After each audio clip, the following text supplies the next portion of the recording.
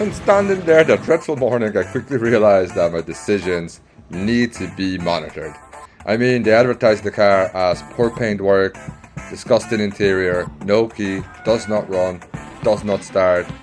And me with my wisdom, I decided, it's nothing. I can fix that. Clearly needs supervision. So we're back at the workshop. We're just gonna have a quick look inside. As you can see, no key, just to stop. And there is no power. So what we're gonna do is we're gonna pop the bonnet and... Yeah, no matter how many times I pulled, this bonnet was not going to open. Not even a little bit. And to be honest, in hindsight, if something like a bonnet doesn't want to come up easy, kind of goes to show how difficult the rest of it might be. But hey, I went on. Let's check the oil first. Now, to be fair, checking the oil was simple. And to my surprise, there was enough oil. And it looked kind of new.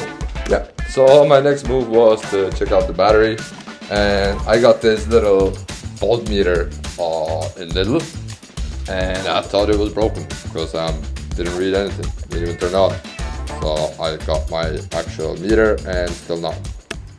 Okay, we gotta let this run for a few hours, maybe get some charge in it, and then use this magic key to see what happens. But I think nothing will happen because there's no immobilizer on this, so we'll see. Perfect, so now I have a fella in here that came in and he's gonna coat the key for us. Said it should take roughly about an hour. Talked a little blade with him. He's gonna come back. We'll do some computer wizardry, and hopefully then this thing will start. Though we don't know what the engine is like yet, but we will very soon. So programming is happening now, but the issue is that there's no Wi-Fi in here, no internet connection because all of this metal drags it all away. So hopefully he's able to do it. I'll pray on it. A few moments later. Okay, so that was a bad noise, but it starts. Now I'm just here checking that the car goes into gear and that the clutch works okay. And to my surprise, it did. Look, it moves. And also, if you ever want to know how your engine shouldn't sound, listen up. That's a right old bag of nails if I ever heard one. Then I might just have a solution. Ta-da! Here we go. This is our toner car. We're going to use the engine out of this. It's an older model, but the engine codes are the same. There's a few differences. I'm going to show you what they are. And excuse the humming, because that's the generator. No power now. What can you do? So, the differences are, from what I can see so far, is the throttle body is different. This one is mechanical. The other one is electronic. And then the exhaust headers are different to my car, but the ports seem to line the same way. The engine code is the same, so my plan is to go ahead and strip it bare and then switch all of the stuff from that one onto this one. So we're gonna leave this be as it is, and we're gonna start on this. What I'm gonna do first is undress the whole top, take everything out so I can see the gearbox, unhook everything, and then lift it up, disconnect the exhaust, and I'm either gonna pull it out with the gearbox, or I might leave the gearbox in and just pull out the engine, because it does look like there's a decent gap here, but we'll see as we progress. So, there's no time to waste, let's address this bad boy.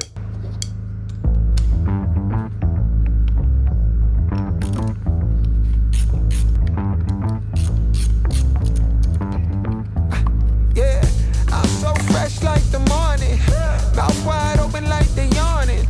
Every time they see me, they in G-Shock. Homie, this is too far. Homie, I feel too alive. You can see me like Illuminati. You can see me like Illuminati. But I'm shining so bright, so bright. Don't come and try to share some of this light, no. Give me a beat and I control it like a maestro. Ladies on a mission, they be trying to get me wiped up. Shawty, wait a minute, can't tell if I like ya. Gotta make sure you know how to shake it like a bartender. Team with me and they all winners. And you know we ballin' all winter, all summer. Jewelry around my neck is lightning, but I'm all thunder. Keep coming with it. Keep coming with it. Keep coming with it. Place your bets on us. Get your money and flip it, yeah. Keep coming with it. Keep coming with it. Keep coming with it. Place your bets on us. Get your flip it. Bring a friend and come along. So, everything here seems disconnected. The water hoses in the back are disconnected. The fuel lines are disconnected. All of this is out. This wire here is disconnected. I just have to disconnect the starter motor wire from the other side. That's all. I have access to all the gearbox bolts here as well, so that should be no problem. So we're gonna move over to this side, and in here we're gonna disconnect this earth. From what I see, this cooling line down there, and then probably disconnect the AC from the compressor down there. Well, that seems pretty straightforward, so I'm not gonna waste any more time and get done with that. So she's up in the air now. I thought I'd spare you that because I do that in nearly all my videos. Now she's up in the air. I can go underneath it and I can show you. So the dog bone is on the gearbox, so it should be great. The starter motor connection is there. No, it's still dripping a little bit. But we're gonna go disconnect the exhaust in there. See? Now I just gotta get to it, which is probably gonna be lots of fun. Yeah, so let's do it. Now, so I also managed to disconnect the alternator and the starter motor. All of that here is disconnected, the earth wire, all of these bits here. The exhaust is disconnected. I don't know if you can see back there, but it is. See? And now I gotta go under here and disconnect all these lovely gearbox bolts on the bottom. So I'm gonna go do that now. And then we're gonna put the car back down, undo the top bolts, the engine mount, and see can we rock her out. And I must have been tired or not paying attention, but when I went to put the car to the ground, I lowered it right on top of my jack. Yeah, that's just what happened.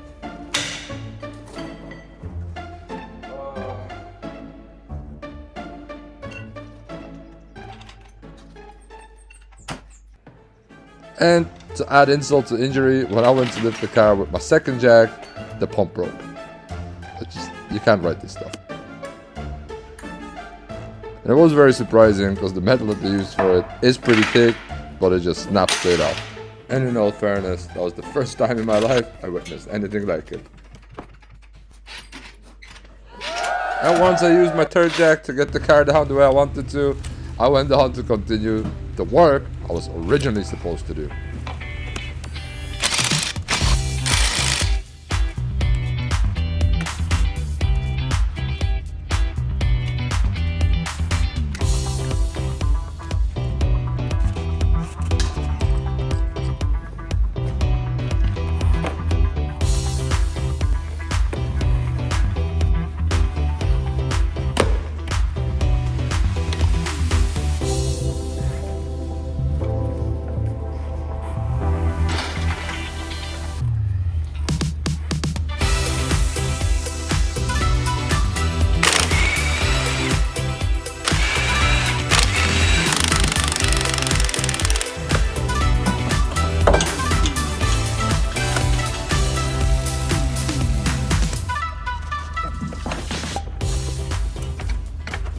Yeah, I missed this bolt here.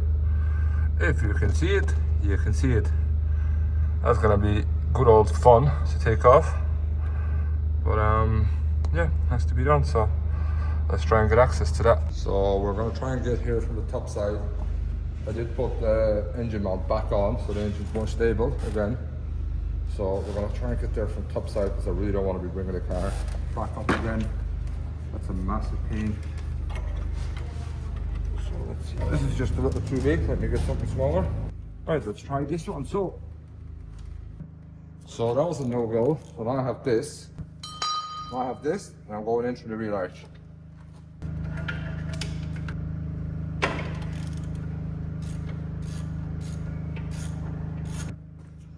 Voila, here we go. So let's try and pull that out again. It's meant to come out, but even though I shook it and I looked around, And I lifted it. And I lifted it a little higher. Still wouldn't come out. Then I shook it. And then I shook it some more. And then I lowered it. And I kept looking. Still couldn't get it out. So the gearbox has to come off. I'm draining the oil there now. Next thing, I'm gonna take off this drive shaft. Bolt. Pull it out. And then I need to get onto the dog mount for a review of the top mount. It's gonna be fun, so pray for me. A few moments later. So there we have it, folks. She's out. It's a bit of a mess in the engine bay, but I'm gonna go tidy that up very quickly. And there we have the engine. All we have to do is do it all over again. Here, can't wait.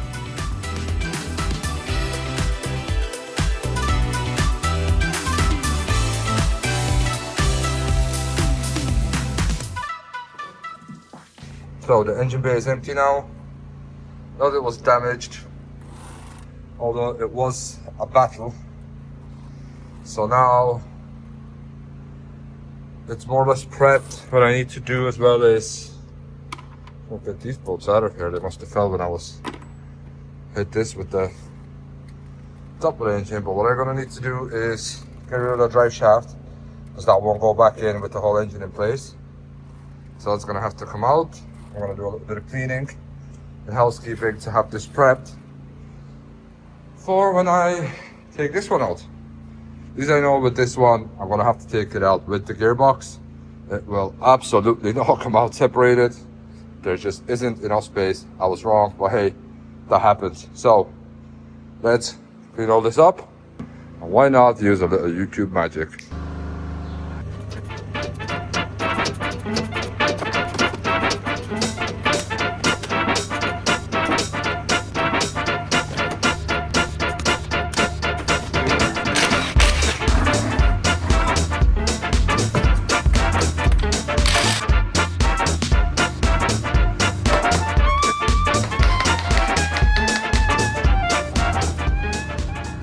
So now, from up top, everything is disconnected. The aircon, the rads, all the electricity, the gearbox pulley thingies are disconnected. The clutch line is disconnected or cut. Didn't waste much time with that. I pulled out all the drive shafts as you've seen. And now, gotta go underneath it and disconnect the exhaust. You see the bolts there. So that's gonna be the next move to do. Also, I gotta set up my bed. I want a bit of spillage. So I'm gonna set all that up, go underneath there, see what I need, and get on with it. All I have to do is disconnect that exhaust, and there's a couple of mounts.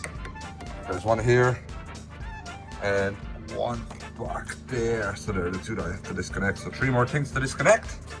And then we can hook the engine up, disconnect this and that, and it should rise. Let's get to it. A few moments later. So everything's hooked up here. Everything down there is disconnected. Now, we gotta remove the mount from here to give us the clearance, but we gotta disconnect it there as well. And already disconnected the earth wire for bolt here.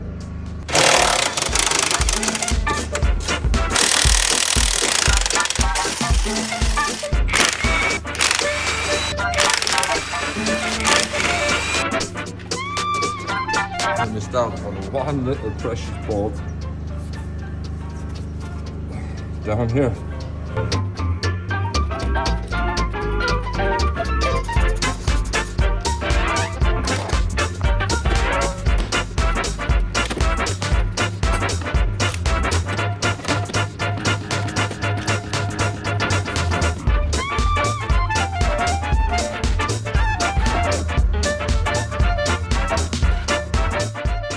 So that's gonna be it for today's episode, but make sure to tune in next week where we're gonna swap all the auxiliaries over, put in the engine, see does it run, and a bunch of other bits. Let's see you there.